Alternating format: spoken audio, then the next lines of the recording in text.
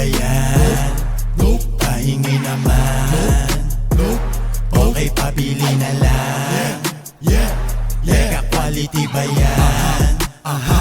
Sa pamamagitan ng droplets, ipakita ang ganda. Express yourself in public, di ka dapat mangamba. Lalakad ng kampante at ang bango-bango pa, pero di mo ka kailangan ng malaking halaga. Droplets of Nature. Teka lang ka, di ba yan? Nangingitim na yan, paputiin na yan. Real talk lang, wala nang eme-eme. Business to, wala nang penge-penge. Teka lang ka, di ba yan? Nangingitim na yan, paputiin na yan. Real talk lang, wala nang eme-eme. Business to, wala nang penge-penge.